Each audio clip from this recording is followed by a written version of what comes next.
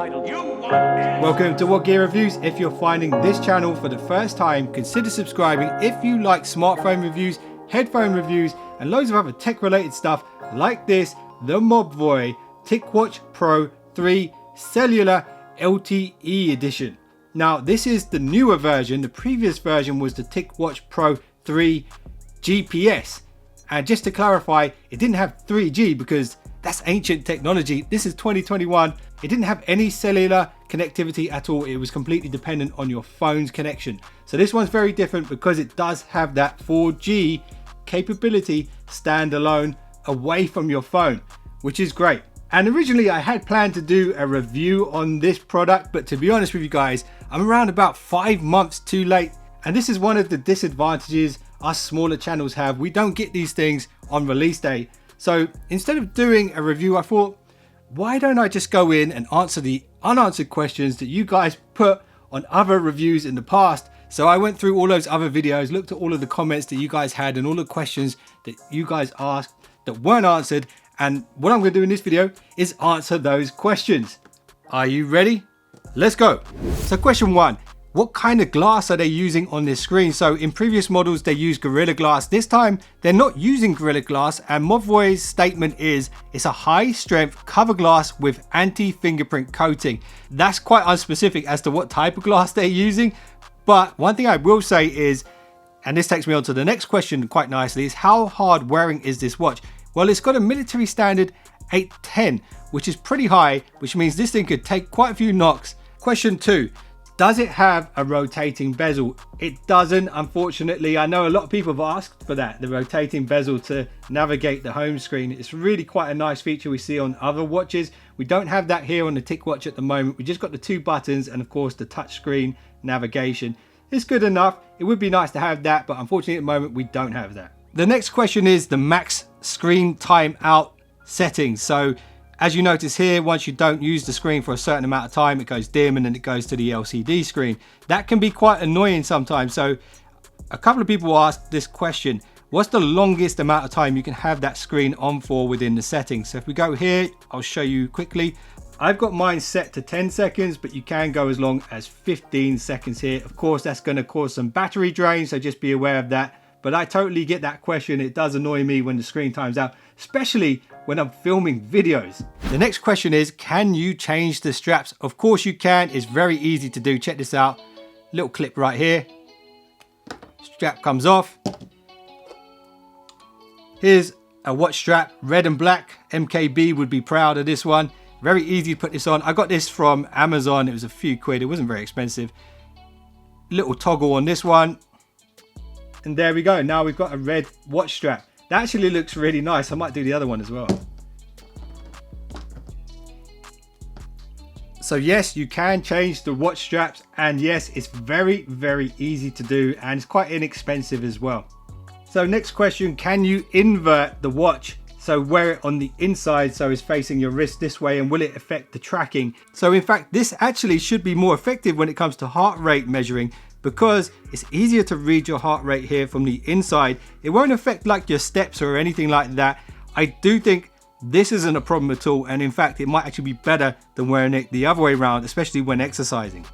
So the next question is, will it work with iPhone? And the simple answer is yes. All you need to do is download the Wear OS app here, connect it to the watch, and you have all the same functionality that you would on an Android device, even though Apple probably don't like it very much and would prefer you to buy the Apple Watch instead. So yes, it is compatible with iOS. Now, one of the questions that popped up quite a lot is the LCD watch face customizable? So you see the format we have right here. We've got the 24-hour clock, we've got the date and the month. Hopefully you guys can see that. The only way that I know you can customize this particular screen is if you set the region to a different region where the month and the days are the other way around. So all you can really do here is change the days and the month format. Apart from that, everything else is the same. You do have the step counter there, which is pretty nice, and this does light up when you raise your wrist, which means it's really visible even on a bright sunny day. So right now it's quite dim, but if it was on my wrist and I picked it up, it would light up. I'm trying to show you that. There you go. And a very popular question is, does it support Strava?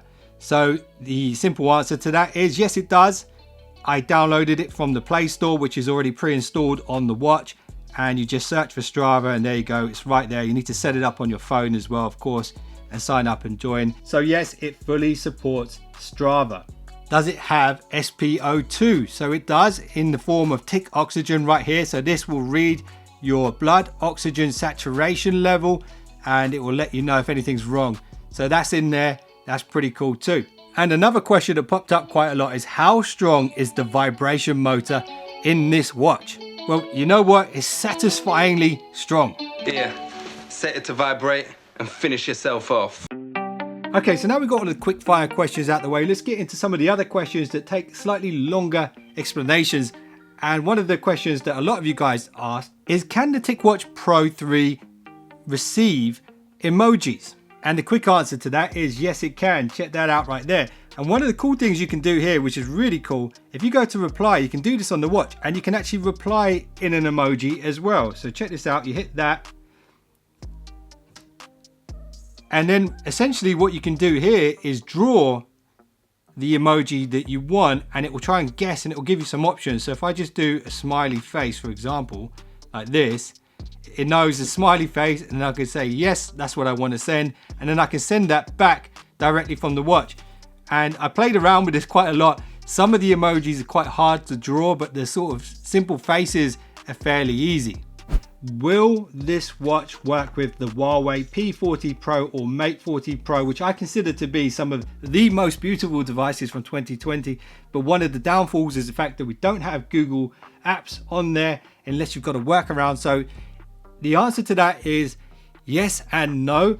So yes, if you want to load up Google Fire on one of your Huawei devices, or if you want to use my little workaround, which I did a video about, and I'll link it at the end of this one, how you can actually use Google Apps on a Huawei device within 2 minutes. Is super easy to do. I'll link that at the end of this video. But the answer is yes or no. No, if you're not willing to mess around with the software side of things on the device, because you can't get Wear OS on here without a little bit of tinkering with the device. Now, another question that comes up all the time is, can you create your own watch face? So within the Wear OS app, you can go into the Mobvoi app and here you can actually customize your watch faces using the sort of pre-installed stuff. So you've got a bunch of watch faces to choose. And of course, because it's Wear OS, you can download apps that will allow you to add more faces, including the one that I'm using right here, which I like a lot. And one of the cool things about this one, look, if I turn off the LCD screen and go with the always on display, so you can bypass that LCD screen and not use it at all and just go with always on. This one looks really cool. If you guys want to check this one out, there'll be a little picture on screen right here with the name of this particular watch face, and check that out. When it goes into always on, it looks pretty cool and it kind of matches the watch strap that I've just used. Now I got this one from Watch Facer, which is an app I recommend. It's got thousands of watch faces. But if you want to create a watch face with a photograph, for example, this is what you need. PhotoWare. You can open this app, install it on your watch as well, and you can actually use your photo album then to load up photos to the watch face instead of using the sort of standard ones that are preloaded, or the ones from Watch Face or any other app. So it's pretty cool. You want to create a custom watch face? Yes, you can do it. So this next one's an important one. So as you know, this is the LTE version of the watch. And at the moment, in the UK anyway, it's exclusive on Vodafone. So basically you link this to your Vodafone phone number, and then it basically creates a sort of duplicate version of that SIM card in your watch. It's got an eSIM built in. Now, if you're thinking about buying one of these globally, you're probably worried if you don't have Vodafone in your country, but there is a workaround. Funny enough, I did a bit of research into this because this is one of the important questions and important factor if you're considering buying this is, will that eSIM work in your country? So there is a way around, and there was a gentleman on the XDA forum who figured it out. So just here, you'll see his explanation of how to do it, and I'll link that in the comments below. So basically there's a way to trick the device into thinking your SIM card is a Vodafone SIM card when it actually isn't. But the good news is, guys, Mobvoi had this issue with the previous TicWatch and it was resolved pretty swiftly, and there was a setting added to the software where you could switch the cellular provider. Maybe they have a deal with Vodafone where they get exclusive rights to it at the moment, but if you really need that eSIM to work straight away, then there is that method which I mentioned from XDA forums. Does it have ECG? Unfortunately, this watch doesn't have ECG, so that's an electrocardiogram. It can give you a sort of early warning if anything's not quite right, but there is a cool feature here within the app. So you can actually go to the Tick Pulse here, you can go to settings on Tick Pulse, and you can actually set alert. So you set your normal range for your heartbeat, and if it goes above or below, the watch will actually notify you if your resting heartbeat is unusual. So that is a really good way of alerting yourself if something's not quite right. It's not quite an ECG, but it's an option that you have with this watch. And here's another question that came up quite a few times, and again, this is for you guys around the world. How many languages does the watch support?